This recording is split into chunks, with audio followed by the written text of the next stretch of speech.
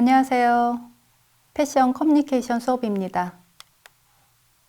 오늘 배울 내용은 노이즈 마케팅, PPL 마케팅, 스타 마케팅입니다. 이번 차시는 노이즈 마케팅에 대해서 배워보는 시간을 갖도록 하겠습니다. 노이즈 마케팅은 각종 이슈를 요란스럽게 치장해 구설수에 오르도록 하거나 화제거리를 만들어 소비자들의 이목을 현혹시켜 인지도를 늘리는 마케팅 기법을 말합니다. 그러나 이러한 마케팅 기법은 비록 얼마간은 소비자들의 관심이나 호기심을 자극할 수 있을지는 몰라도 지속적으로 반복할 경우에는 최소한의 신뢰감마저도 얻지 못하고 소비자들의 불신만 조장하게 되는 한계를 지니고 있습니다. 노이즈 마케팅과 유사한 마케팅, 유사한 명칭의 마케팅으로는 이슈 마케팅이 있습니다. 이슈 마케팅이란 제품에 대한 소비자의 관여도를 활용하는 마케팅을 말합니다. 소비자들이 구매를 하는 행동에 있어서 어떤 제품은 선택에 많은 관심을 기울이거나 정보 탐색에 많은 시간을 투자하는 반면 어떤 제품은 여러 제품들 간의 큰 고민 없이 빠르게 결정을 내리기도 합니다. 또 같은 유형의 제품이라 하더라도 내가 사용할 것인지 아니면 선물을 할 것인지 그러한 등의 구매 목적에 따라서 제품에 대한 사전 정보 탐색 시간의 차이가 생기기도 합니다. 제품을 선택함에 있어서 걸리는 시간적 차이 또는 구매하는 유형의 차이에는 언제나 관여도의 차이가 존재합니다. 노이즈 마케팅 중 하나로 비교 광고가 있습니다. 비교 광고는 경쟁사보다 자사의 상품과 서비스가 더 우수하다는 것을 알리는 광고입니다. 주로 후발주자들이 1등 기업을 물고 늘어지면서 쓰여지는 경우가 대부분입니다. 상대방을 격하게 비방하는 경우는 제재를 받게 되고 선의의 경쟁을 통해 서로 윈윈하는 경우도 있습니다. 노이즈 마케팅의 성공 사례들을 살펴보면 그 소재들은 대충 소송, 스캔들, 노출, 폭리, 탈선 등이 있습니다. 이런 자극적 소재들을 이용해 입소문을 냅니다. 이렇게 부정적인 이미지들로 시선을 끄는 이유의 가장 대표적인 것은 바로 악플보다는 더 무서운 것이 무플이기 때문입니다. 노이즈 마케팅 패션 사례를 배우기 전에 최근 이슈가 되었던 몇 가지 노이즈 마케팅 사례를 먼저 배워보도록 하겠습니다. 롯데리아는 전국 매장에 7월 1일부로 버거 접습니다 라는 안내문을 부착하고 상세 공지 내용이 없어 소비자의 궁금증을 키웠습니다. 접습니다 라는 그 중의적인 표현으로 신제품 광고란 추측과 롯데리아가 버거 사업을 정리하는 게 아니냐는 그러한 추측이 쏟아졌습니다. 롯데리아는 소비자의 궁금증을 유발하기 위해 신제품 출시일까지 포스터에 대한 추가 설명을 피하고 직접적으로 언급하는 경우에만 설명을 진행하였습니다. 롯데리아가 폴더 버거를 홍보하기 위해 진행한 마케팅은 구설수로 소비자 호기심을 부추겨 상품 판매로 연결시키는 노이즈 마케팅의 사례입니다. 약 일주일간의 소비자들의 반응은 폭발적이었습니다. 롯데리아 공식 유튜브의 구독자는 2만 5천 명 정도이며 일주일 동안 롯데리아 버거 접습니다 동영상 광고가 유튜브에서 285만 이상의 조회수를 기록했습니다. 총 400만이 넘는 조회수를 기록하고 있었죠. 소비자들의 관심은 매출로 이어졌습니다. 폴더버거 출시일 롯데리아를 찾은 그 한 고객은 궁금증 유발에는 성공했을지 모르겠지만 지나친 장난 같다. 코로나19로 소상공인들이 진짜 장사를 접는 마당에 경솔했다. 그렇게 꼬집는 고객도 있었습니다. 이에 대해 롯데리아 측은 폴더버거는 고정관념에서 벗어난 제품이다. 유니크하고 재밌는 제품이란 걸 알려주고 싶었다. 오히려 코로나19로 위축돼 있거나 활동이 줄어든 고객들에게 재미적인 요소를 주려고 한 것이다. 그렇게 설명을 했습니다. 유튜브에 화제가 된 영상이 있었죠. 2019년 7월 23일 신림동 소름 돋는 사이코패스 도둑 CCTV 실제 상황이란 그 제목의 영상이 올라왔습니다. 본문에는 2019년 7월 23일 신림 택배 도둑이라고 적혀 있었습니다.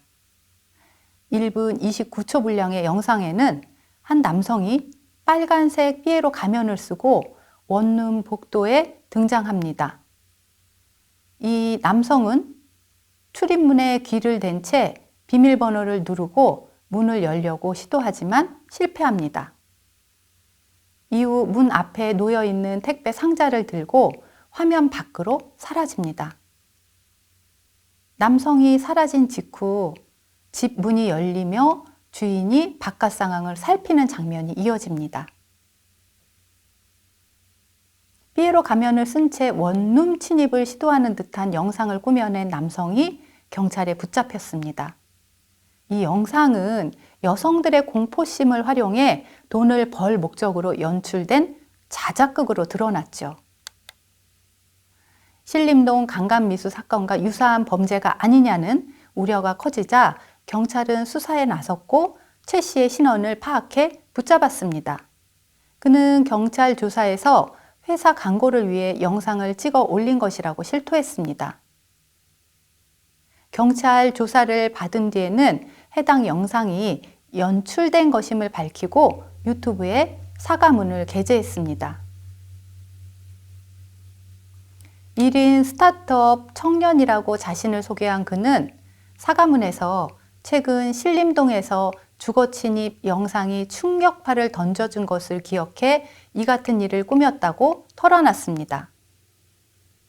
상황은 일단락됐지만 여성 대상 범죄의 심각성을 가볍게 여기고 광고에 소비했다는 비판이 쏟아지고 있습니다. 최근 혼자 사는 여성을 노린 성폭력 사건이 잇따라 발생해 여성들이 느끼는 공포심이 극도로 높아졌는데 이를 자극하면서 돈벌이 수단으로 소비했다는 비판입니다. 통조림 해민 스팸은 그들의 마케팅을 이메일에 각인시켰습니다.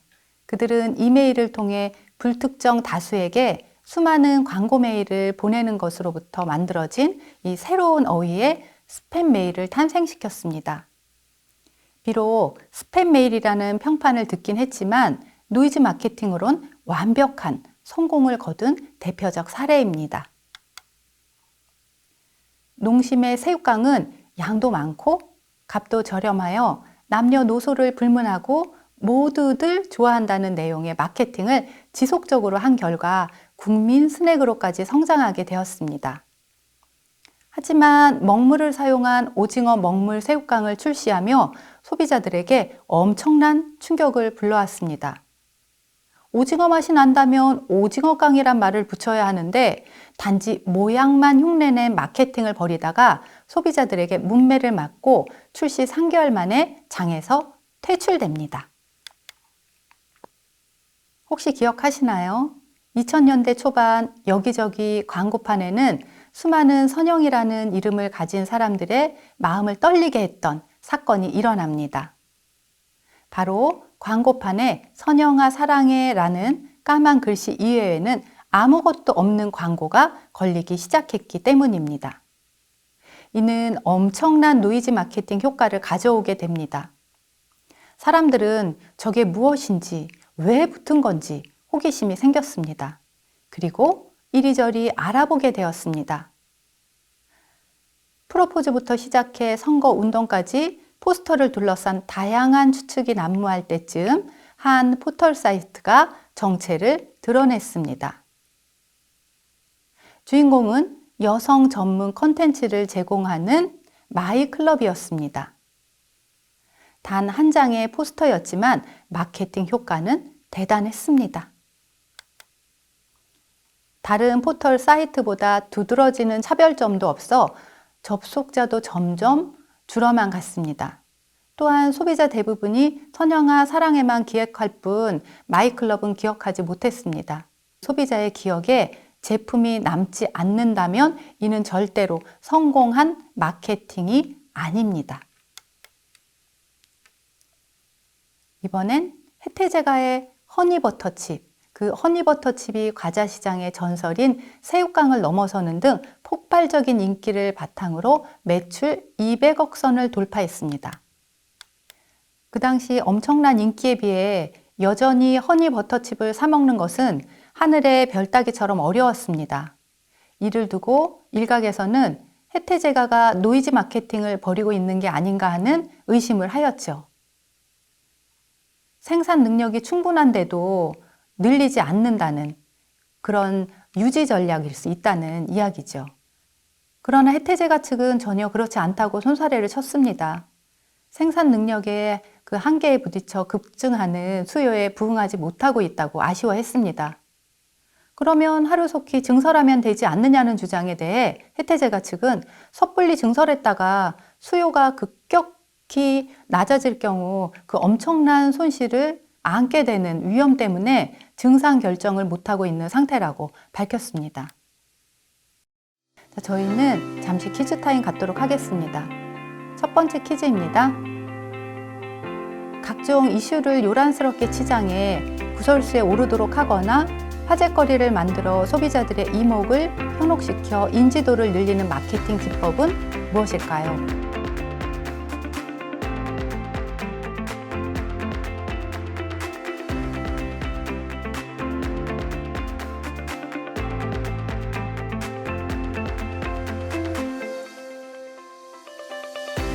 정답은 노이즈 마케팅입니다. 두 번째 퀴즈입니다. 제품에 대한 소비자의 관여도를 활용하는 마케팅으로 제품에 대한 관습적인 소비 패턴을 바꾸어 자사의 제품을 구매로 이어지게 하는 것, 그러한 목적인 마케팅은 무엇일까요?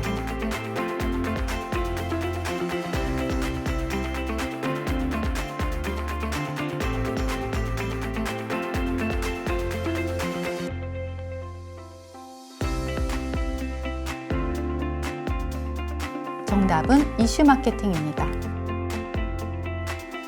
세 번째 퀴즈입니다.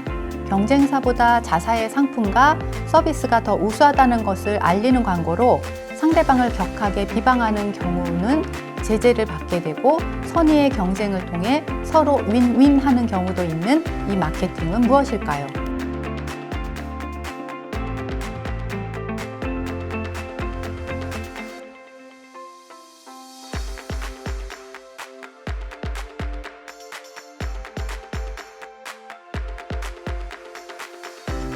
비교 마케팅입니다. 자, 이론으로 넘어왔습니다.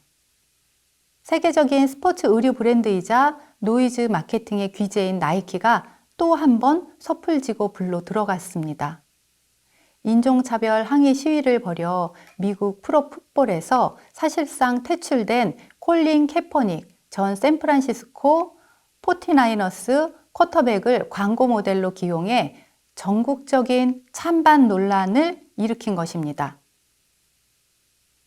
나이키가 캐퍼닉을 모델로 선택했다는 사실은 캐퍼닉의 트윗 한 줄로 간단히 세상에 공표됐습니다. 캐퍼닉은 9월 3일 트위터에 자신이 등장한 나이키 광고 사진을 게재했습니다. 캐퍼닉의 얼굴을 근접 촬영한 이 흑백 사진에는 무언가를 믿어라. 이것이 모든 것을 희생한다는 의미일지라도 라는 광고 문구가 적혀 있습니다. 캐퍼닉이 NFL에서 했던 그 시위와 이 때문에 그가 치러야 했던 대가를 암시하는 문구입니다. 캐퍼닉은 2016년 경찰이 흑인을 과잉 진압해 사망에 이르게 하자 이에 항의하는 의미로 경기 전 국가 연주 때 무릎을 꿇었습니다. 국가 연주 시 바로 이 선 자세를 규범으로 여기는 미국에서 캐퍼닉의 행동은 비애국적이고 무례한 것으로 간주되었습니다.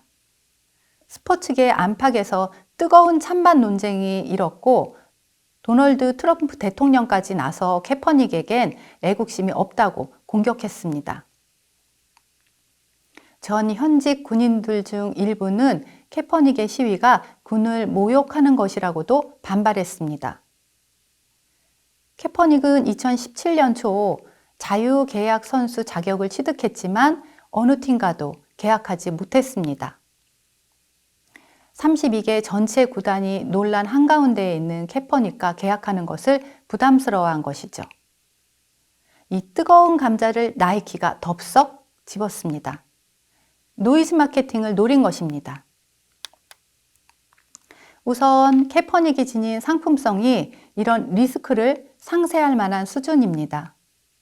캐퍼닉은 지난해 2분기 공식 유니폼 판매 순위에서 39위에 올랐습니다. 유니폼 판매 상위 50명 중 현역 선수가 아닌 사람은 그가 유일했습니다. 캐퍼닉을 지지하는 사람들이 적지 않다는 의미이죠. 미국에서는 나이키를 입는 소비자 중 3분의 2는 35세 이하 청년들입니다. 이들 세대는 베이비붐 세대보다 인종 구성이 다양해 캐퍼닉의 시위에 호의적일 가능성이 큽니다. 기대는 적중했습니다. 나이키는 홍보 비용 한 푼 들이지 않고 캐퍼닉의 트위터만으로 언론과 대중의 그 즉각적인 반응을 이끌어냈습니다. 캐퍼닉이 광고 사진을 소셜미디어에 공개하고 단 몇 시간 만에 네티즌들은 100만 건이 넘는 반응을 보였습니다. 이 가운데 해시태그 보이콧 나이키가 포함된 그 트윗은 캐퍼닉의 트윗 이후 24시간 동안 10만 건 이상이 올라왔습니다. Just do it, 그것을 패러디한 Just burn it 이라는 해시태그도 등장했습니다. 캐퍼닉에 반대하는 네티즌들은 자신이 소장한 나이키 제품들을 불태우는 사진에 이 해시태그를 달아 소셜미디어에 게재했습니다. 트럼프 대통령은 한 매체와의 인터뷰에서 나이키가 끔찍한 메시지를 보냈다고 말했습니다. 캐퍼닉을 광고 모델로 기용한 것은.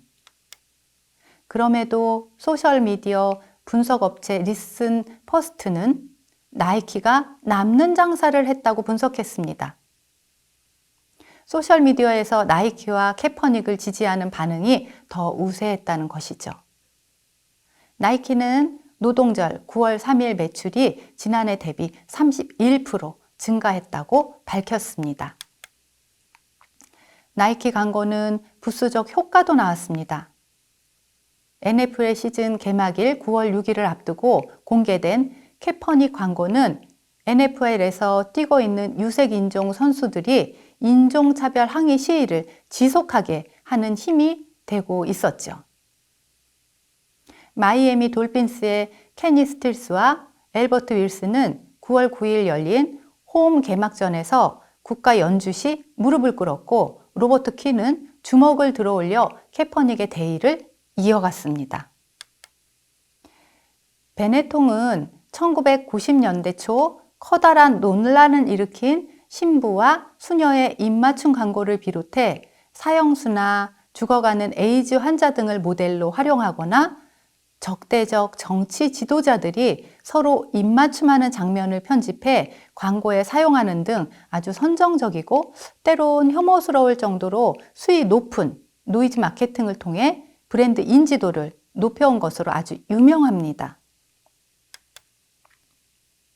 베네통은 1955년 이탈리아 베네토의 한 시골에서 시작되었습니다.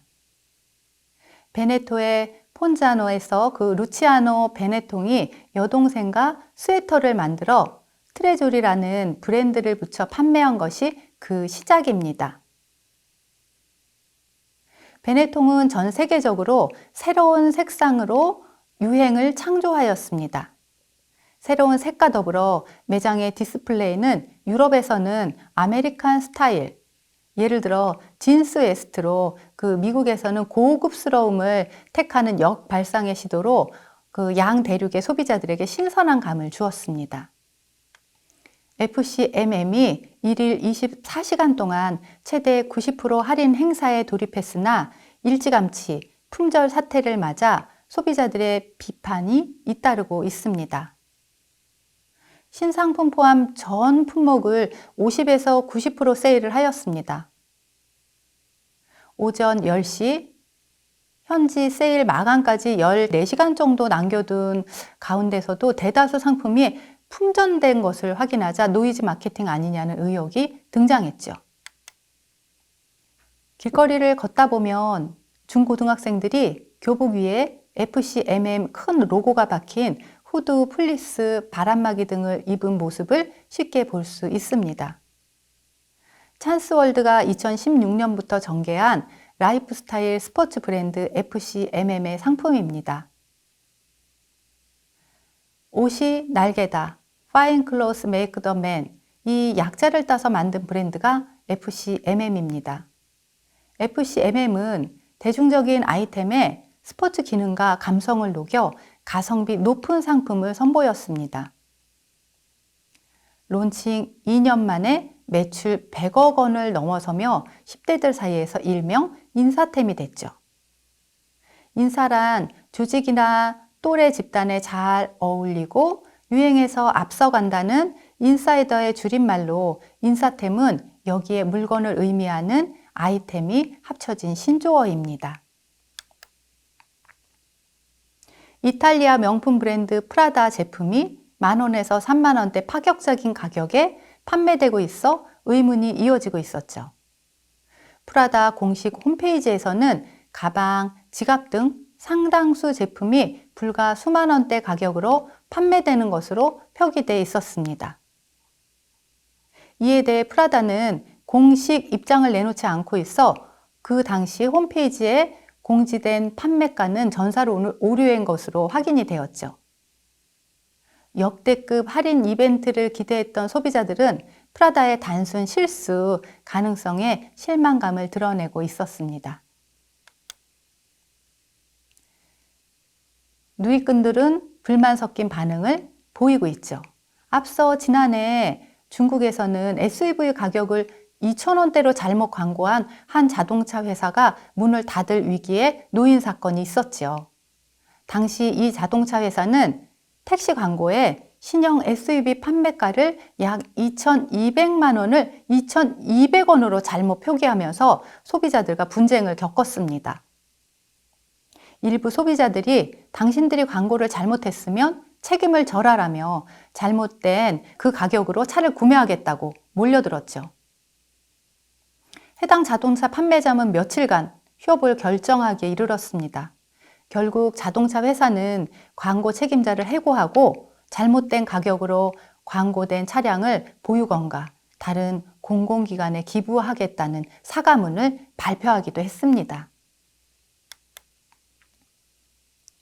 신성통상의 SPA 브랜드 탑10은 인기 맨투맨 티셔츠를 1,000원에 판매하는 텐텐데이 프로모션을 진행했었습니다. 이날 오후 10시부터 1시간 동안 명동 2호점에서 진행하기로 한 이 이벤트는 오후 8시부터 사람들이 대거 몰려들기 시작했습니다. 급기야 안전사고를 염려한 경찰이 출동을 하고 이벤트는 시작도 못하고 중단되고 말았지요. 이 과정에서 이른 오후부터 대기했던 소비자들은 예고 없이 종료된 이벤트에 주최 측에 아주 거세게 항의했습니다. 탑10은 지오지아, 올젠 등의 모 회사인 신성통상에서 2012년에 출시한 SPA 브랜드입니다. 삼성물산의 A세컨즈나 이랜드의 스파오 등과 함께 몇 안 되는 국내 패스트 패션 브랜드입니다. 다른 SPA 브랜드들이 타 브랜드와의 차별화를 위해 개성적인 제품도 공격적으로 내놓는 것에 비해 탑10은 아주 기본 제품에 충실한 그런 기본적인 제품에 주력하는 편입니다. 이론은 여기까지로 하고 저희는 네 번째 퀴즈로 넘어가도록 하겠습니다. 네 번째 퀴즈입니다. 1955년 이탈리아 베네토에서 시작하였으며 브랜드의 모토인 컬러풀하고 밝고 다인종적이며 젊음을 표상하는 광고와 노이즈 마케팅으로 유명한 이 브랜드의 명칭은 무엇인가요?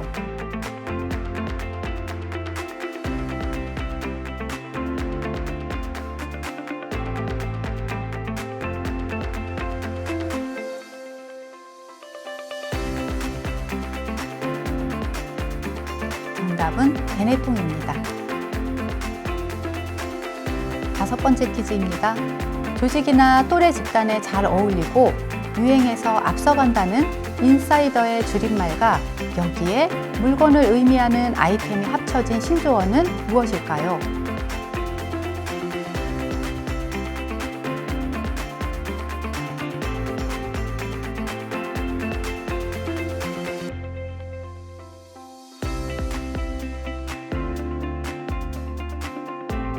정답은 인사템입니다. 여섯 번째 퀴즈입니다. 신성통상에서 2012년에 출시한 SPA 브랜드로 삼성물산의 에이세컨즈나 이랜드의 스파오 등과 함께 몇 안 되는 국내 패스트패션 브랜드는 무엇일까요?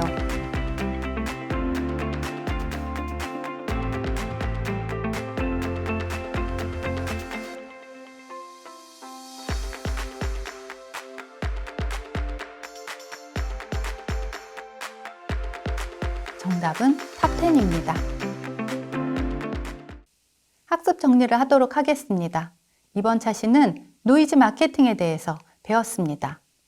나이키, 베네통, FCMM, 프라다, 탑10 이렇게 5가지 사례를 살펴보았습니다. 다음 시간에는 PPL 마케팅에 대해서 배워보겠습니다. 그럼 수업을 이만 마치도록 하겠습니다. 감사합니다.